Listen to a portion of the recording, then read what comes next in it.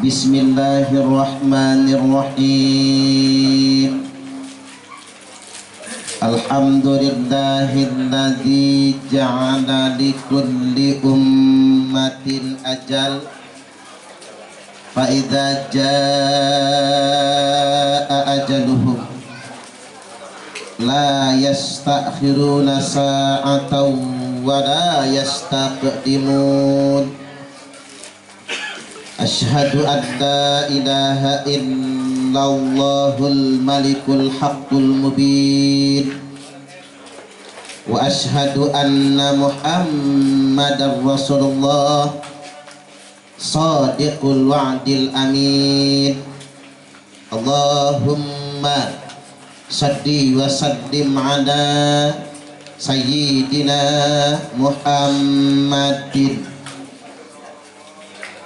wa ala alihi wa ashabihi wa man tabi'ahum bi ihsanin ila yaumiddin. Amma ba'du. Yang saya hormati para ustadz, tokoh agama dan tokoh masyarakat. Yang saya hormati Bapak Haji Herman Tamin yang tadi mewakili dari keluarga, khususnya kepada sahibul musibah yakni Ibu Ernawati beserta putra dan putri beliau, walaupun sudah 100 hari, wanita yang ditinggal wafat suaminya boleh berkabung lebih dari itu. Kami yang datang ke sini turut berduka cita dan ikut berbelasungkawa, sekaligus mendoakan almarhum Bapak Dedi Junaidi bin Sanden. Semoga Allah ampuni segala dosa-dosanya, Allah hapuskan segala kesalahannya, dilipat gandakan pahala amal kebaikannya saat ini, diluaskan di kuburnya, dan di akhiratnya nanti dimasukkan ke dalam surganya Allah kekal abadi selama-lamanya. Allahumma amin. Selanjutnya yang saya hormati bapak-bapak dan ibu-ibu jamaah takziah malam ke-100, apa kabar, sehat? Ini doa sudah selesai Pak, tinggal tausiah. Silakan yang mau ngudut-ngudut, yang mau ngopi-ngopi, karena katanya pencegah corona itu corona juga. Kopi, rokok, nasi. Makanya kalau banyak ngopi, banyak ngerokok, banyak makan nasi, aman, gak kena corona. Katanya sih begitu. Kadang dunia ini kontradiktif Pak. Katanya rokok dapat menyebabkan serangan jantung, tapi rata-rata yang kena serangan jantung malah gak pernah ngerokok. Ini kan dunia kontradiktif. Ternyata memang udah benar tulisannya, rokok dapat menyebabkan. Ternyata yang menyebabkan serangan jantung rokok yang dapat. Tapi kalau rokok yang beli enggak Pak. Katanya sedemikian rupa. Makanya bapak-bapak jangan biasa dapat, jangan biasa minta, beli rokok itu, biar tidak menyebabkan serangan jantung. Setuju nggak kira-kira? Dan saya perlu klarifikasi, di Korea itu angka bunuh dirinya tinggi, di Jepang tingkat bunuh diri tinggi, negara-negara Eropa angka bunuh dirinya tinggi. Penyebab utamanya kalau kita coba ingin berimbang, rata-rata angka bunuh diri yang tinggi di negara yang tidak ada perokoknya. Indonesia ini negara dengan angka bunuh diri paling rendah karena ngerokok semua. Karena bapak-bapak pening dikit ngudut di gardu. Ngapain bunuh diri? Ngudut. Nggak kebeli, minta sama temennya. Kalau nggak malu, kalau malu ngempet nahan. Punya utang ditagih utang, beli rokok. Makanya saya heran Pak, mengapa orang gembar-gembar haram rokok tapi extra jus diminum, M150 diminum, padahal itu yang lebih bahaya. Jajal minum minuman kayak gitu sehari, satu saset saja hancur ginjalnya, rusak pankreasnya, hancur livernya, banyak betul bahayanya. Makanya bagi saya menarik ada ucapan orang Amerika, ternyata tembakau bisa mengikat virus. Salah satunya virus corona. Dan tembakau yang paling bagus adalah tembakau Indonesia. Pantesan bapak-bapak nggak ada yang kena corona ya, karena ngisep tembakau semua. Tapi yang ngomong bukan pakar Pak, bukan dokter, ustadz yang ngomong. Artinya bisa benar bisa enggak. Tapi mudah-mudahan kita malam ini diselamatkan dari virus corona. Allahumma amin. Dan kalau dipikir-pikir, dokter itu pakai APD lengkap, udah mirip astronot, masih kena corona juga. Ternyata Bapak Ibu, corona ini bukan persoalan masker atau tidak masker. Walaupun saya selalu pakai masker Pak, ngasih contoh. Lagi ceramah saja saya nggak pakai masker, karena ngap, bau jigong. Lama-lama saya keracunan jigong sendiri nantinya. Terus juga masker itu jangan selalu ditutupkan di hidung kita. Ada kalanya kita buka, karena kita ini butuh suplai oksigen. Kalau kekurangan suplai oksigen juga bahaya. Makanya banyak pesepeda zaman sepeda gegayaan pakai masker, kekurangan suplai oksigen, meninggal dunia. Fatal akibatnya. Kita butuh asupan oksigen yang baik. Jadi kadang dibuka, kadang dipasang lagi. Nah, yang terpenting yang perlu saya garis bawahi, ternyata persoalan corona ini imunitas kita. Kalau daya tahan tubuh kita lemah, gampang kena. Tapi kalau daya tahan tubuh kita kuat, maka kita nggak gampang kena. Nah, daya tahan tubuh, imun itu sesuatu yang dihasilkan tubuh kita sendiri. Nggak bisa kita cari di mana-mana, anugerah dari Allah. Dan imunitas tubuh kita itu bisa kita dapatkan dengan berpikir tenang, hatinya nyaman. Makanya benar kalau kata Syekh Ibnu Sina, pakar kedokteran internasional, al-wahmu nisfudda, kecemasan, rasa takut, paranoid separuh dari penyakit. Walaupun gagah kita, segar bugar badan kita, kalau sudah cemas panik, penyakit apapun akan mendekat. Kalau kata dokter yang di Jawa Timur yang biasa ceramah itu, penyebab penyakit bukan makanan. Jadi bapak-bapak jangan suka terlalu banyak pantangan. Penyebab penyakit bukan makanan, tapi penyebab penyakit adalah pikiran. Dan pikiran yang paling membebani adalah cicilan. Makanya bapak-bapak kalau bini banyak cicilan cepat mati biasanya. Beban pikiran, apalagi masa corona, udah cicilan banyak, pemasukan kurang. Ini yang membebani. Makanya di musim corona ini yang mati gara-gara gas asam lambung lebih banyak daripada yang mati gara-gara corona. Gas asam lambung kan efek pikiran. Jadi kalau orang kena gas asam lambung, obat mah apapun gak mempan. Obat yang mempan, obat penenang malahan. Karena itu stres, tekanan pikiran. Nah, mudah-mudahan kita semua yang hadir di sini sekali lagi Allah jauhkan dari corona. Allahumma amin, amin ya rabbal alamin. Baik, Bapak Ibu rahimakumullah, walaupun saya perlu ingatkan, tetap saja pandemi ini ada. Corona itu bukan isu, tapi benar-benar fakta. Sebagai ujian yang Allah datangkan kepada kita. Karena setiap tahun, setiap 1 abad sekali, selalu ada virus yang menakutkan. Walaupun sebelum-sebelum ini juga kita sudah mengalami virus-virus yang lainnya. Yang jelas Imam Sufyan Ats-Tsauri sudah berkata, hadza zamanus sukut waluzumul buyut waridha bil quds ila antamut. Ini disampaikan 14 abad yang lalu. Ini ulama tabi'in pasca sahabat. Zaman ini adalah zaman yang kita mesti banyak diam. Hadza zamanus sukut. Sudah ada zaman dahulu ternyata. Waluzumul buyut, betah-betah diam di rumah, stay at home.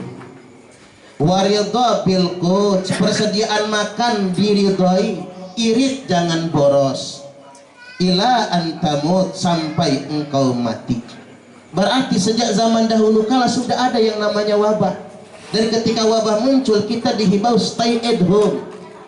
Untung stay at home-nya cuma 3 bulan kemarin, nggak kelamaan. Cuman gara-gara stay at home banyak orang pinter bahasa Inggris. Sekolah dari rumah, home schooling, keren. Ngajar dari rumah, home teaching. PNS kerja dari rumah, enak. Dapat gaji kerja di rumah, home working. Yang kasihan buruh harian Pak, dirumahkan, home pimpa alaihum gombreng.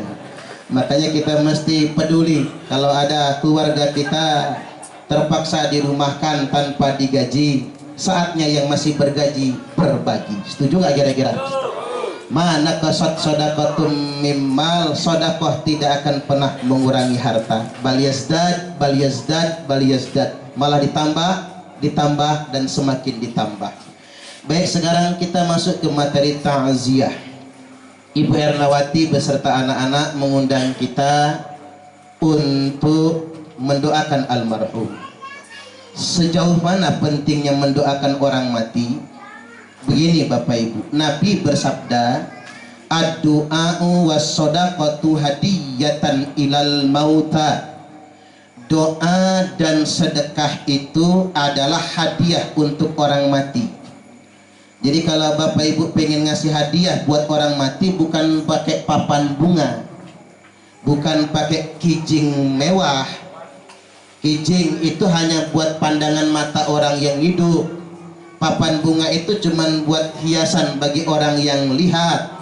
Tapi kalau pengen memberi hadiah buat orang mati, satu doa, yang kedua sedekah untuk orang yang wafat meninggal dunia. Makanya Umar berkata, as-shadaqatu ba'da dafni, sedekah yang dikeluarkan setelah penguburan pahalanya akan kekal bertahan 3 hari. Sedekah pada hari ketiga pahalanya akan bertahan sampai 7 hari. Sedekah pada hari ke-7 pahalanya sampai bertahan 25 hari. Cuman orang Indonesia nggak biasa salawean, sampai 25 hari. Sedekah pada hari ke-25 akan bertahan sampai 40 hari. Sedekah pada hari ke-40 akan bertahan sampai 100 hari, seperti malam ini. Sedekah pada malam ke-100, hari ke-100 akan bertahan sampai 1 tahun. Sedekah pada 1 tahun akan bertahan sampai 1000 hari, alias 3 tahun. Ini diungkapkan oleh Al-Imam Suyuti dalam kitab Al-Hawilil Fatawi. Jadi kebiasaan kita ini bukan ajaran agama lain. Ini kebiasaan kita ini ajaran Islam. Dan inilah cara kita memberi hadiah kepada orang yang wafat meninggal dunia. Loh, kok hadiahnya bentuknya makanan? Nah, ini perlu penegasan mengapa bentuknya makanan. Ada besek nggak malamnya kira-kira? Nah, kalau kan, mengapa kok harus berbentuk makanan? Ini harus ada klarifikasi. Karena belakangan begini Pak, banyak orang suka bid'ah itu. Makan minum tempat orang mati haram. Kalau bapak-bapak mengharamkan, jangan ngopi. Membawa besek dari tempat orang mati haram. Kalau bapak-bapak mengharamkan besek, nanti seandainya dapat besek, jangan dibawa pulang. Tinggal di kursi masing-masing. Biar saya yang ngangkutin pulang Pak. Muat mobil saya itu. Jadi saya perlu penegasan. Apalagi begini, banyak masyarakat kita ini kan nggak pernah mondok. Kadang-kadang dia dapat pelajaran kayak gitu, mulai haram tahlilan, haram yasinan, haram besekan. Karena ngajinya dari YouTube itu, ngajinya dari Google. Nah ini perlu diklarifikasi. Jadi Imam Taus berkata, innal mauta yuftanuna fi kuburihim sab'an fakanu yustahabbuna ayyut'ima anhum ta'aman tilka ayyam. Sesungguhnya orang mati ditanya paling singkat di kuburnya 7 hari 7 malam. Maka disunahkan bagi keluarga yang ditinggalkan agar sedekah makanan selama hari-hari itu. Jadi sedekah makanan yang dekat betul dengan pasca penguburan itu untuk menolong ahli kubur agar dia mantap menjawab pertanyaan malaikat munkar dan nakir. Itu maksudnya sedekah yang dikeluarkan tersebut. Maka kemudian kita konfirmasi ke hadis sahih. Hadis yang diriwayatkan dari Aisyah Ummul Mukminin, anna rajulan atan nabiyya sallallahu alaihi wasallam. Ada seorang laki-laki yang mendatangi Nabi. Dia bertanya, "Ya Rasulullah, inna ummi uftulitat nafsaha." Wahai Rasulullah, ibuku meninggal dunia. Walam tus, dia tidak wasiat apa-apa, tidak pesan apa-apa. Wa adunnuha law takalamat tasaddaqat. Tapi aku punya pikiran ya Rasul, seandainya ibuku masih bisa ngomong, mungkin dia ingin sedekah. Iya juga Pak, orang mati tuh kalau masih bisa WA japri dia, tolong gena sedekah atas nama bapak. Jadi orang mati kalau bisa pulang lagi dia ingin sedekah. Orang mati kalau bisa hidup lagi dia ingin sedekah. Orang mati kalau bisa ngomong dia ingin sedekah, nyuruh keluarganya. Betul kata Nabi.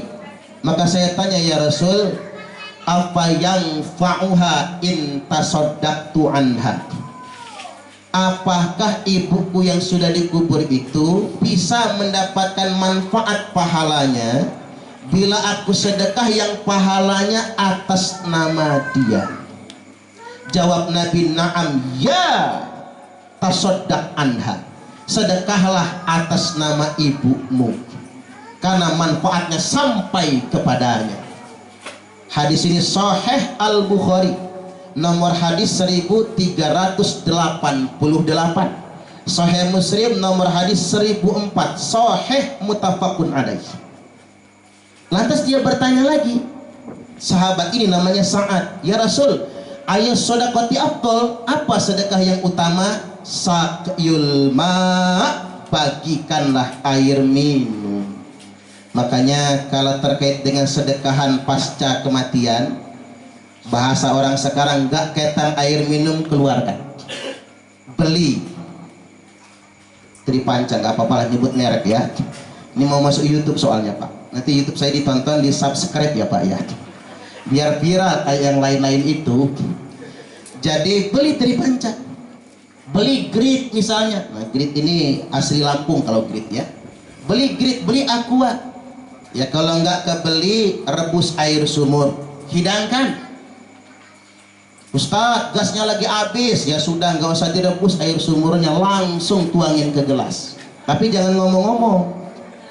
Kalau ngomong-ngomong nggak ada yang mau minum nantinya, takut anyang-anyangan. Apa kata Sa'ad bin Ubadah, ya kalau cuma air minum mah sanggup ya Rasul. Lebih dari itu apa? Fa'it'amu ta'am, hidangkan makanan. Ini menghidangkan makanan terkait dengan sedekah orang wafat boleh. Istrinya Ja'far, suaminya meninggal, dia nyembelih kambing. Ini yang dekat dengan penguburan loh Pak. Apalagi sudah 40 hari, apalagi sudah 100 hari, apalagi sudah setahun, apalagi sudah ngehol kedua, ngehol ketiga, apalagi sudah 1000 hari. Nabi pernah menyembelih seekor kambing. Bahwasanya karena Rasulullah sallallahu alaihi wasallam idza dzabaha syatah, kata Aisyah, Rasul nyembelih seekor kambing, fayaqul, kemudian beliau bersabda, fa arsilu biha ila asdiqai Khadijah. Jadi bagikan kambing ini dagingnya, sedekahkan kepada kerabat teman dekatnya Khadijah, sedekah atas nama Khadijah yang sudah wafat meninggal dunia. Dulu adalah orang Lampung kalau nenek meninggal nyembelih sapi, emang sudah disiapkan. Kakek meninggal nyembelih kebo. Nabi Khadijah wafat, sedekah seekor kambing, bukan terkait dengan korban, sengaja sedekah yang pahalanya untuk orang yang wafat meninggal dunia. Jadi ini sebetulnya perlu klarifikasi, karena ada orang-orang yang mengharamkannya. Di Facebook itu ada tulisan begini, ahli kubur disiksa gara-gara tahlilan keluarganya. Bapak-bapak kalau sudah cuma baca judulnya saja langsung berhenti tahlilan. Jangan judulnya yang dibaca itu, tapi baca isinya. Begitu dibaca isinya, dalilnya cuma satu. Innal mauta yu'adzabu bi bukai ahlihi alaihi. Sesungguhnya orang mati diadab gara-gara tangisan ratapan keluarganya. Ini sebetulnya bukan dalil larangan tahlilan, larangan meratap. Dalam syarahnya saya baca, ratapan itu apa? Orang Arab kalau suami meninggal menampar-nampar wajah, memotong secara acak rambut dan merobek-robek pakaian. Bu Erna kemarin gitu nggak ya? Enggak kan? Enggak, langsung gundulin rambut, cetutin pala ke dinding, umpama nampar wajah, merobek pakaian. Di sini saya lihat tidak ada yang begitu. Kita santai saja, tidak ada yang menampar wajah, tidak ada yang merobek pakaian. Jadi bukan terkait dengan tahlilan, itu terkait dengan meratapi orang yang wafat meninggal dunia. Dan repotnya lagi Pak, orang yang gampang membid'ahkan itu kadang mondok aja nggak pernah. Tiba-tiba ditanya lu belajar di mana? Internet. Nanti kalau mati ditanya malaikat, guru kamu siapa? Syekh YouTube al-interneti. Kiainya Kiai Haji Google. Ustadznya Ustadz Facebook LCMA. Tidak bisa dipertanggungjawabkan. Nah yang berikutnya, mengapa malam ini kita baca Yasin? Saya sering ditanya, Ustadz ngapa sih mesti Yasin yang dibaca buat orang mati? Jawabnya begini Pak, tak ajari. Baca Yasin buat orang mati ini bukan perintah kiai, bukan perintah ustadz, bukan perintah guru ngaji. Baca Yasin buat orang mati ini perintah Nabiullah Muhammad sallallahu alaihi wasallam. Nabi yang bersabda, Iqra'u Yasin ala mautakum. Bacakan Yasin atas yang mati di antara kalian. Ibnu Majah nomor urut hadis 1448, Abu Daud 3121, Musnad Imam Ahmad 19427, dan disahihkan dalam kitab Sahih Ibnu Hibban oleh Al-Hafidz Ibnu Hibban. Wah ini mantap banget ya Pak. Jelas hadisnya, ulama mensahihkannya, jelas dalilnya. Makanya orang yang melarang baca Yasin buat orang mati harus kuat dalilnya. Dalil itu harus diantem dengan dalil. Apalagi ada kaidah yuqaddimul muthbitu 'alan nafi. Dahulukan dalil yang memerintahkan daripada dalil yang meniadakan. Walaupun kita ini nggak arogan lah Pak. Kan kita ini ngotot ngebela amal sendiri. Kalau kita punya amal disalahkan orang, ngotot boleh ngebela diri. Tapi jangan nyalahin orang. Makanya saya ini nggak kaku. Orang mau yasinan buat orang mati bagus. Yang nggak mau baca Yasin buat orang mati yang nggak apa-apa, memang bukan kewajiban. Kita yang demen Yasinan nggak perlu ngejelek-jelekin mereka yang nggak suka Yasinan. Mengapa demikian? Karena kalau orang nggak yakin jangan dipaksa, percuma juga. Ya kayak kita hidup bertetangga lah. Kita kalau ngurus rumah tangga kita sendiri, mati saja mati syahid. Mati membela rumah tangga itu, mati syahid. Motor kita mau dibegal, kita ngelawan begal, ditembak begal, mati syahid. Orang yang mati karena membela hartanya mati syahid, kata Nabi. Orang yang mati karena membela keluarganya mati syahid. Kalau kita ngurus rumah tangga kita sendiri itu ibadah. Tapi kalau ngurusin rumah tangga tetangga, jangan. Makanya ada pepatah pasaran, laki-laki yang rajin mencium istrinya relatif lebih panjang umur dibandingkan dengan laki-laki yang mencium istri tetangganya. Setuju nggak kira-kira Pak? Kena bacok, kena macam-macam. Ini kan pepatah pasaran, tapi masuk akal. Dalam beragama juga begitu kan. Kita ngurus amal kita sendiri, ibadah bagi kita. daripada ngurusin amal orang. Makanya kita ini enak Pak, berislam tuh enak kan, kita nggak mungkin satu manhaj, nggak mungkin satu fikroh, nggak mungkin satu gaya. Peci aja macem-macem modelnya, baju macem-macem, ada yang seneng gamis, ada yang seneng koko. Kalau koko ya jadi Cina berarti kan, kalau gamis ya dari Arab, terserahnya, yang penting nutup aurat. Jangan saling menyalahkan satu sama lainnya. Perbedaan pendapat itu sangat wajar sekali, hidup jadi rileks. Karena yang namanya orang Islam itu apapun madhabnya, apapun manhajnya, bagaimanapun penampilannya, mudah-mudahan masuk surga semua. Allahumma amin, amin ya rabbal alamin. Memang yang sering bahaya itu begini Pak, orang yang sedikit tahu tapi merasa paling tahu, baru melek. Kan ada ceritanya Mukidi, orang desa merantau ke kota. Sampai di kota kaget, Mukidi rumahnya gede-gede semua. Pas Mukidi jalan-jalan ke kota, di tengah kota ketemu kantor bank. Di kantor bank, di kacanya ada tulisan open. Mulai kaget Mukidi, Masya Allah, open gede tenan. Nek open sak menit koyo apa bolune, kata dia. Kebayang kuenya itu Pak, serakah orang kota, open aja gede-gede. Biniknya di kampung dijinjing opennya. Lagi melototin tulisan open, ada turis yang dari luar negeri kulit putih itu mau masuk bank. Sama Mukidi dipanggil, Mas, ojo melebu, iku open. Turisnya noleh, ngomong apa orang itu? Masuk saja dia. Sama Mukidi ditungguin, pengen tahu keluarnya jadi apa itu. Setengah jam kemudian keluar Pak. Begitu keluar, yang keluar negro dari Afrika. Kata Mukidi, welah dalah mas, wis tak kandani mau gosong awakmu. Mukidi. Artinya mengapa orang-orang di media sosial bikin anekdot kayak gitu kan? Satu sisi ya buat lucu-lucuan, tapi sisi lain kan ada hikmahnya. Bahaya sedikit tahu itu, apalagi baru melek, seperti kata dalam tempurung. Maka hidup beragama ini paling enak kita hidup bijaksana. Toleransi dengan perbedaan pendapat, jangan menyalahkan orang lain. Nah, kalaupun kita malas betul baca Yasin buat orang mati, baca Al-Fatihah jadilah. Ini saya ajarin yang singkat Pak, karena sibuk kerja misalnya. Tapi jangan lupa tiap hari mendoakan orang tua sudah meninggal itu. Habis maghrib misalnya kita baca Fatihah, Al-Fatihatu lima quri'at lahu.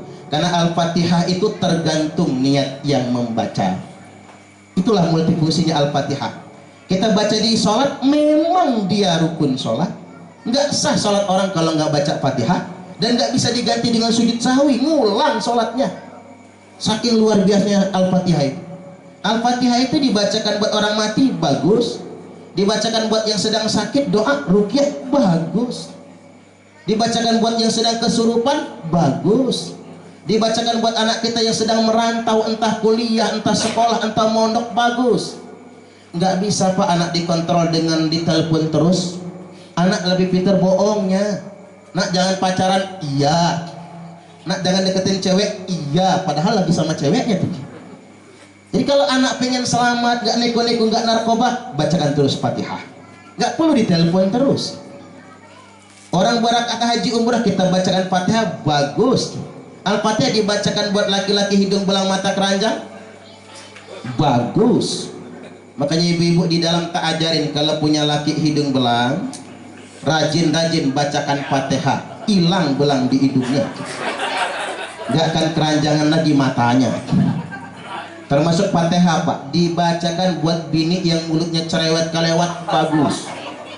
Makanya bapak-bapak kalau punya bini cerewet ngomel aja kerjaannya, deketin jidatnya itu Al-Fatihah, langsung mingkem mulutnya itu. Kalau nggak mulutnya yang mingkem, kita digebuk pakai sapu sama dia, karena sudah ngagetin dia. Al-Fatihah itu multifungsi. Makanya Nabi bersabda kepada Aisyah, Aisyah kata Nabi, kalau kamu yang mati duluan, aku akan doakan engkau dengan Al-Fatihah itu. Enggak hafal Pak, Allahumma gfir laha, Allahumma gfir lahu umpama.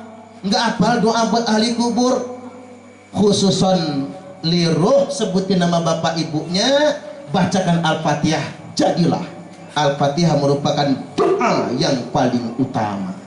Makanya kalau ke kuburan, Ya jangan cuman bawa arit, ngebersihin rumput, Yasin nggak dibaca, Fatihah juga enggak, selonong boy pulang ziarah ke makam mertua. Mertua tuh manggil dari kubur, oi mantu sedeng. Cuman nggak kedengaran tuh Pak. Gua nggak butuh alit ero, gua butuhnya doa lo. Makanya minimal Fatihah. Ya kalau bisa dipanjangin dikit, kulhu 11 kali. Kalau kata Imam Hambali, beliau mengutip riwayat, kalau baca kulhu 11 kali dikubur, bukan cuma orang tua kita yang dikubur mengucap terima kasih, semua ahli kubur di sana mengucapkan terima kasih kepada kita. Mereka mendengar bacaan kita, cuman nggak bisa jawab. Ya kalau nggak jawab juga kan bahaya. Nggak jadi ziarah kuburnya Pak. Suara apa yang ngaung-ngaung dari dalam kuburan itu? Fa innahu yasma'uhu wa la yujib. Dia mendengar walaupun dia tidak mampu menjawabnya. Jadi sekali lagi saya tegaskan, itu sunnah sekali. Sampai-sampai Imam Syafi'i berfatwa, wa yustahabbu ayyuqra'a indahu syai'un minal Qur'an. Sangat disukai membaca di samping kuburan itu ayat atau surat tertentu dari Al-Qur'an. Wa in khatamul Qur'ana kullahu kana hasana. Apabila dihatamkan Quran semuanya itu lebih baik lagi. Ada beberapa orang yang mengharamkan baca Quran di kubur. Apalagi bapak-bapak ke Mekah atau Madinah, kita biasa ziarah ke Baqi', samping Masjid Nabawi. Perempuan tidak boleh masuk, yang masuk kan laki-laki. Ada papan gede pengumuman Pak, Arab, Inggris, Indonesia. Di poin nomor 4 itu jelas tertulis, dilarang dalam kurung diharamkan membaca Al-Quran di perkuburan, di pemakaman. Gara-gara nih papan orang Indonesia pulang dari Mekah langsung mengharamkan baca Quran di kubur. Saya tegaskan sama bapak-bapak, nggak punya dalil orang yang melarang baca Quran di kubur itu. Dulu di Mekah Madinah baca Quran di kubur. Sekarang aja sejak Wahabi berkuasa dilarang baca Quran di kubur. Mereka mengharam-haramkan kijing, makom Nabi pakai kijing. Boleh-boleh saja asal tidak berlebihan. Apalagi di tanah pribadi. Kalau di tanah pemakaman umum ya jangan. Walaupun saya tegaskan kijing nggak ngaruh sama ahli kubur, yang ngaruh doa kita. Ada hadis orang sahabat membaca Quran pakai tenda biar hujan gak kehujanan, panas gak kepanasan. Separuh baca Quran dia sadar, oi kuburan semua. Dia tutup Al-Quran langsung mencari Nabi. Halaktu ya Rasulullah, celaka saya ya Rasulullah. Apa kata Nabi? Musibah yang engkau alami. Aku baca Quran ingin sampai hatam tapi nggak jadi, karena aku baru menyadari kalau itu pemakaman semua. Apa penebus dosa bagi saya karena saya sudah membaca Quran di kubur? Senyum Nabi. Kata Nabi, kamu pulang lagi ke kuburan tadi, lanjutkan bacaan Al-Quranmu sampai selesai. Karena bacaan mendatangkan keselamatan dan ketenangan bagi semua ahli kubur yang ada di sana. Allahu Akbar. Sunan At-Tirmidzi juz yang kelima halaman 289 bi isnadin hasanin sahihin, dengan isnad hasan sahih. Jelas dalil. Dan orang yang nggak mau baca Quran di kubur itu, yang mengharamkan satu pun nggak punya dalil. Saya sudah nanya soalnya. Saya kata saya, antum kan, pakai antum nih Pak, antum kan mengharamkan baca Quran di kubur. Nah kami mengamalkan, ini kitab kami, saya bawa kitabnya Sunan Tirmidzi juz yang kelima, jelas hadisnya. Nah sampai punya dalil enggak? Kalau kuburannya kotor gimana Pak? Nanti itu Pak. Maka lantas kemudian dia bacakan hadisnya. Kata dia, la taj'alu qabri idan wa masjidan. Jangan jadikan kuburku idan, tempat perayaan atau pesta, wa masjidan, dan masjid tempat sholat. Ya iyalah, masa iya dong. Itu bukan larangan baca Quran di kubur, itu larangan pesta di makam. Kira-kira boleh nggak Pak ngundang trio macan di kuburan? Suruh nyanyi iwak payek nasi jagung, dilaknat kita. Jangan sekali-kali hajatan di kuburan Pak, bahaya. Wa masjidan, atau menjadikan kubur sebagai masjid.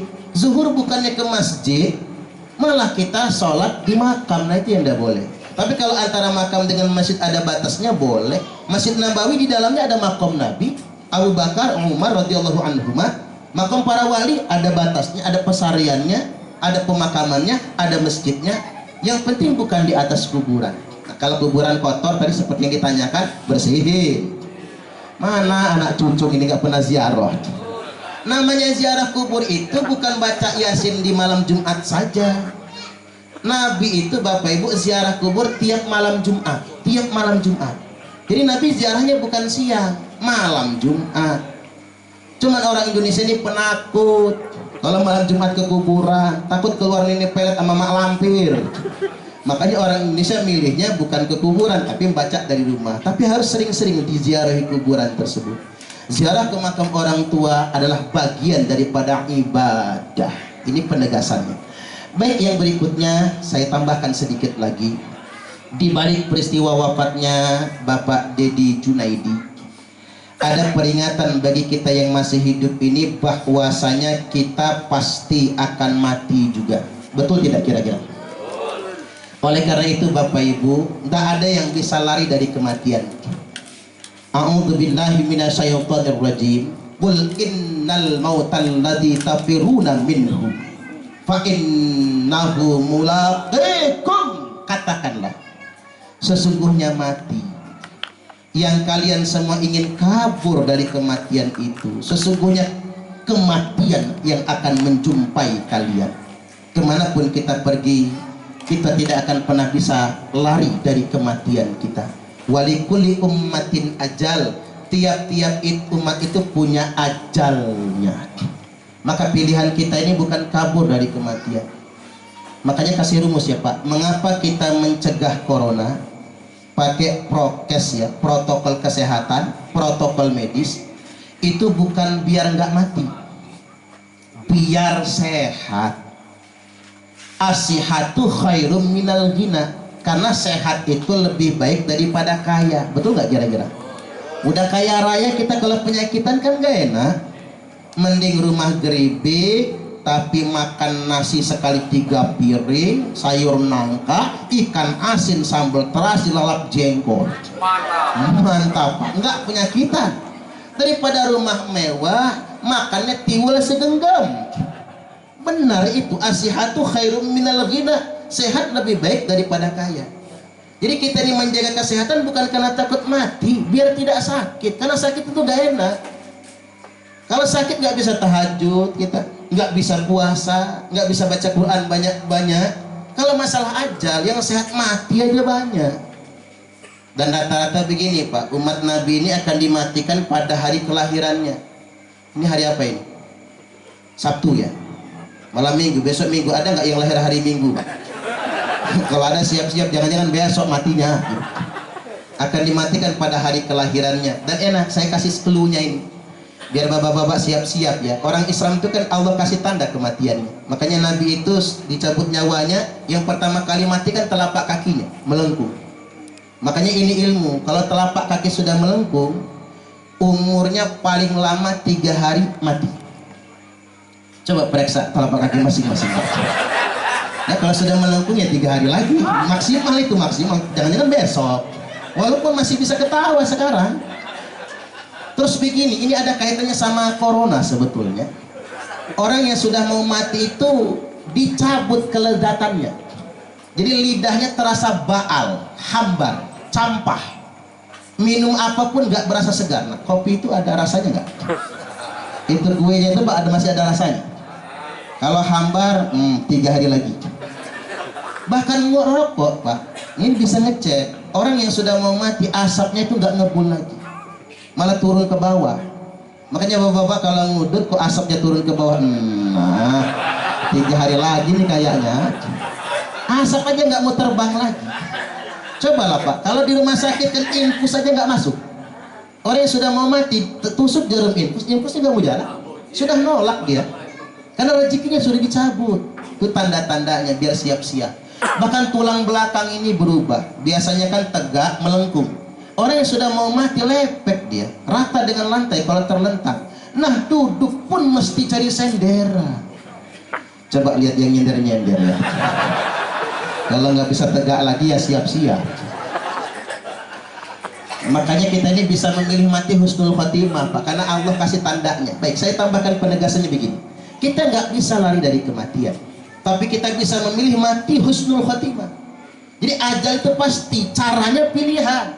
Ada yang mau matinya lagi sholat, ada yang matinya lagi dangdutan, Ada yang pengen matinya bunuh diri, itu pilihan. Tapi ajalnya takdir dari Allah. Cara matinya adalah pilihan. Makanya mudah-mudahan kita wafatnya husnul khatimah semua. Allahumma amin. Seperti contoh misalnya di Malabar ya Pak, Perumnas W Halim itu meninggal di sujud terakhir sholat subuh. Dia bukan kiai, bukan ustadz, bukan orang hebat, orang biasa, tapi nggak pernah jahat sama tetangga. Orangnya baik Pak, rajin sholat, nggak neko-neko, nggak banyak omong. Meninggal dunia sujud yang terakhir dalam sholat subuh. Allahu Akbar. Di Teluk, ustadz lagi mimpin doa meninggal dunia. Bapaknya teman saya, Ustadz Sofwan nama teman saya itu, lulusan Mesir bapaknya, lagi mimpin doa meninggal dunia. Kiai Bukhari Amin dari Malang lagi ceramah meninggal dunia. Waduh, saya jadi pengen kalau ceramah mati gitu. Tapi jangan sekarang ya Pak. Kalau sekarang bini saya masih muda soalnya. Laki-laki Pak. Iya, laki-laki dia. Masih banyak yang butuh ceramah kalau soalnya kalau sekarang. Ada yang lagi ngaji tilawah Al-Quran meninggal dunia. Lagi sholat kan di YouTube itu meninggal dunia. Allahu Akbar.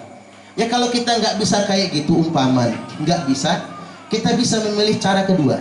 Apa itu? Wa taubatan qoblal maut. Sempat bertobat sebelum mati.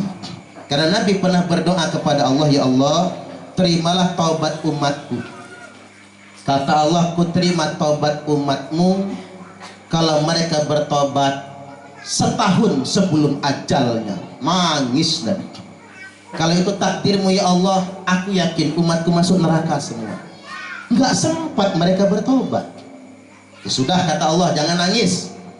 Setengah tahun. Jangan ya Allah, kata Nabi. Karena ada di antara umatku itu baru tobat sebulan mau mati. Ya sudah, kata Allah, kalau kayak gitu ku terima tobat umatmu kalau mereka bertobat sebulan sebelum ajalnya. Tapi ada ya Allah di antara umatku itu seminggu lagi mau mati baru tobat. Kalau begitu, kata Allah, ku terima tobat umatmu kalau mereka bertobat seminggu sebelum ajalnya. Tapi kalau bisa jangan ya Allah. Karena ada di antara umatku itu yang sehari lagi mau mati baru tobat. Itu orang permata biru. Malam ini tobat, besok mati Pak. Gara-gara malam ini dengerin ceramah, besok mati.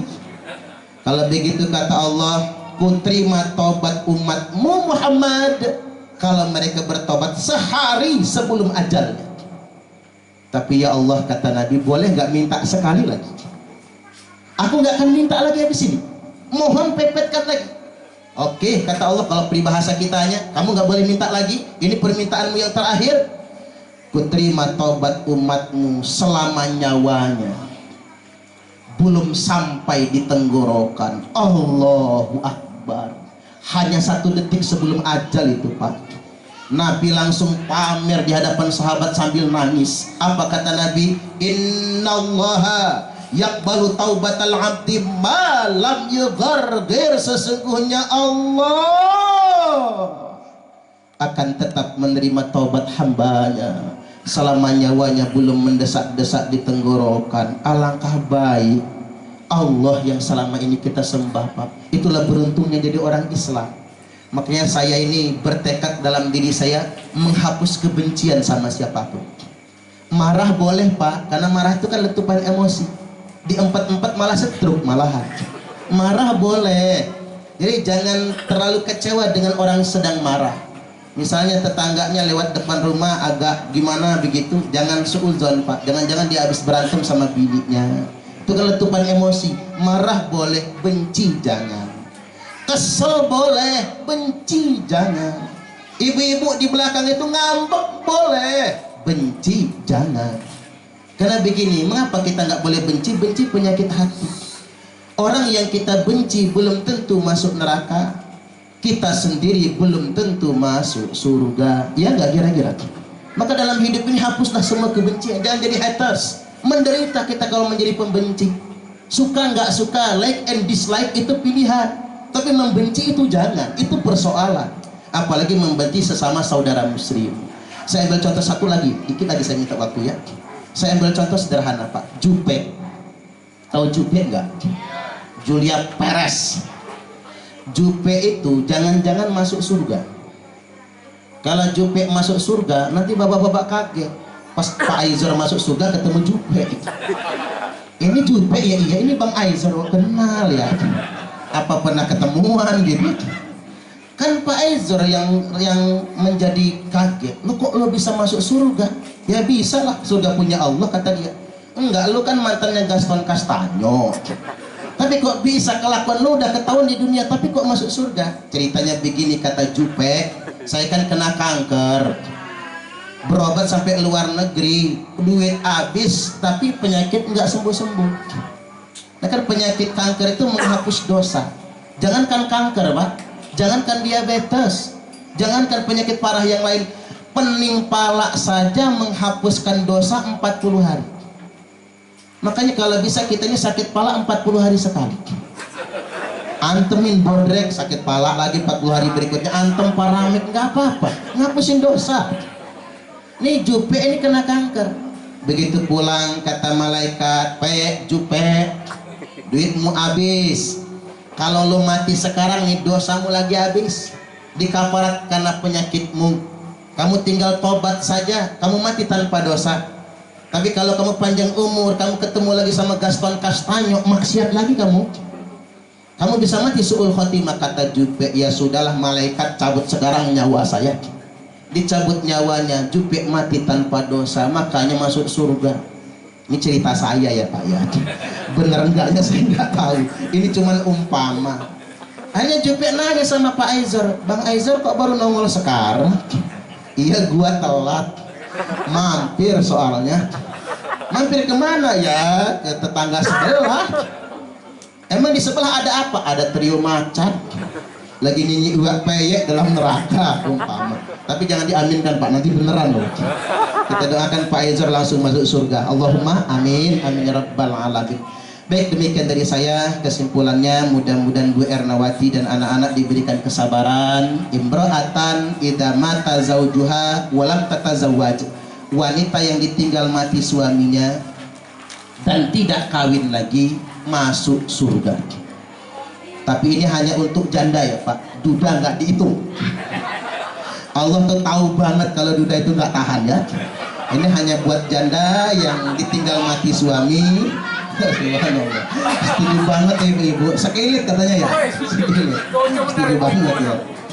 Janda ditinggal mati suaminya dan dia bersabar, anak-anak diurus, anak-anak nggak pacar kacir masuk surga.